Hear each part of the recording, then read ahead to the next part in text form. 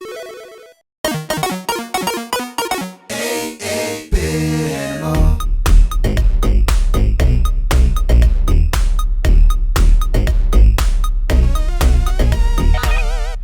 you doing, good people? This is the 8-Bit Animal.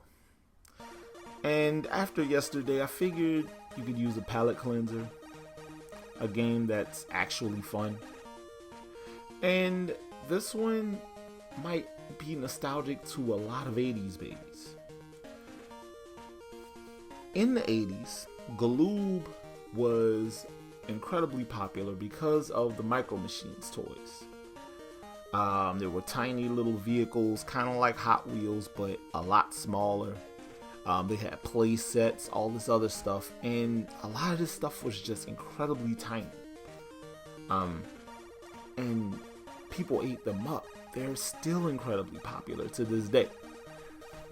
Well, Galoob published and sold to the masses a product made by a game developer called Codemasters, called the Game Genie.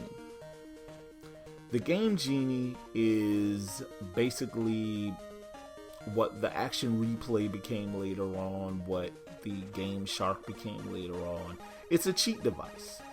You connect your games directly to it, plug it into a console, and you go from there. And the thing basically allows you to input codes, and it talks to the console, tricking it into letting you fiddle with the programming of a particular game to give you infinite lives, infinite ammo, skip you ahead in levels, things like that. Well, fast forward a year, and because of this relationship between Codemasters and Galoob, Codemasters develops a racing game based on their popular Micro Machines toy line. And peripheral maker Camerica decides to handle publishing duties. Camerica is best known in the US for a product for different controllers and things of that nature.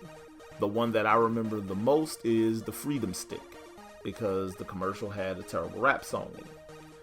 Well, anyway, unrelated to anything else. The Micro Machine game, this first one, is an unlicensed title because Camerica didn't have an official NES license. Codemasters didn't either. Neither did Galoob. So the Game Genie, all that stuff, unlicensed. This Micro Machines game, though, is a lot of fun. It's a lot more fun than a lot of officially licensed racing titles on the NES were. You controlled a variety of different tiny vehicles in these interesting household environments that were specific to the vehicle, whether it's a powerboat race in a bathtub, or a dune buggy race in a sandbox, or stuff like that. Racing on the breakfast table, stuff like that. It's a fantastic little game, and it's a lot of fun. It's a simple pick up and play type situation. All of the vehicles control well, even like the helicopters. Because yes, there are helicopters. You race around a garden in a helicopter. It's a lot of fun. This game is actually pretty easy to find in the standard NES cartridge iteration. And it was followed up by versions for the Game Boy, Super NES, Genesis, all these other different consoles. So there's no reason why you can't find a Micro Machines game to fit your needs. The interesting thing about the Genesis version of the game was that there were extra controller ports built into the cartridge so that gamers wouldn't have to buy the EA made 4-player adapter to play 4 players in the game. multi-car races, multiplayer races in the game were pretty interesting because they weren't split screen like other racing games. You share the screen, and if one player got too far away, then that player got a point.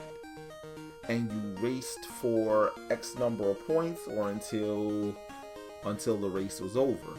And the first person that got to the finish line won. This was a novel concept for racing games, but it was also a frustrating one for racing games at that point. But for my money, as a single player experience, Micro Machines is a fantastic video game, and one that I definitely recommend. Whether you're racing in the bathtub, backyard, your desk, a pool table, whatever it is, it's a lot of fun. This has been the 8-Bit Animal, and I'll catch you beautiful people tomorrow.